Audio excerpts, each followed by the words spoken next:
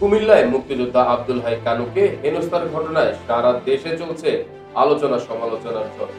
জানা যায় 5ই আগস্ট সরকার পতনের পর দীর্ঘদিন পলাতক থাকার পরে নিজ এলাকায় আসার পরেই মারধরের শিকার হয় এই মুক্তিযোদ্ধা। একটি ভিডিও ফুটেজে দেখা যায় তাকে জুতার মালা পরিয়ে নিজ এলাকায় ঘোরানো হচ্ছে, যা নিয়ে সুশীল সমাজেও চলছে ব্যাপক আলোচনা সমালোচনা। কিন্তু কেন তাকে জুতার মালা পরে নিজ এলাকায় ঘুরতে হয়েছিল, কি ছিল পেছনের ঘটনা, কি বা ছিল তার অপকর্ম?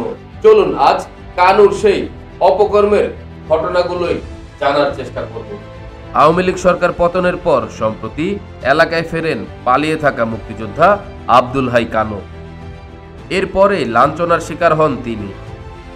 একজন কেন্দ্রীয় কৃষক লীগের সদস্য, জেলা কৃষক লীগের সহসভাপতি এবং সাবেক এমপি বাহারের কাছের লোক হিসেবেই পরিচিত তিনি। মুক্তিযোদ্ধা আব্দুল হাই এলাকায় আধিপত্য বিস্তারে, প্রতিপক্ষকে দমন পীড়ন, এমনকি নিজ দলের নেতাকর্মীদেরও নির্যাতনের শিকার হতে হয়েছে তার কাছে। শুধু তাই নয়, মুক্তিযোদ্ধা হয়ে অপর মুক্তিযোদ্ধাকে হেনস্থারও অভিযোগ আছে তার বিরুদ্ধে। একজন মুক্তিযোদ্ধা হই যদি আরেকজন মুক্তিযোদ্ধার উপরে এভাবে অত্যাচার সে করতে পারে, তো এটার কি বিচার হবে না? এই আব্দুল হাই আওয়ামী শাসনামলে যুবলীগ কর্মী রানা হত্যা মামলার আসামি হয়ে প্রথম আলোচনায় আসেন। বর্তমানে হামলা, মারধর ও ডিজিটাল আইন সহ 4টি মামলার আসামি তিনি।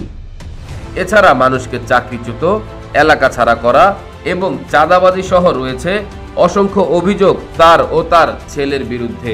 হাসিমের বড় ভাই আব্দুল হালিম, তাকে নাকি একটা স্কুলের ম্যানেজিং কমিটির নির্বাচনের দিন তাকে অপমান করা হয়েছিল এবং ওনার কলার ধরে টাইনা মানে পানিতে নামায় দেওয়া হয়েছিল।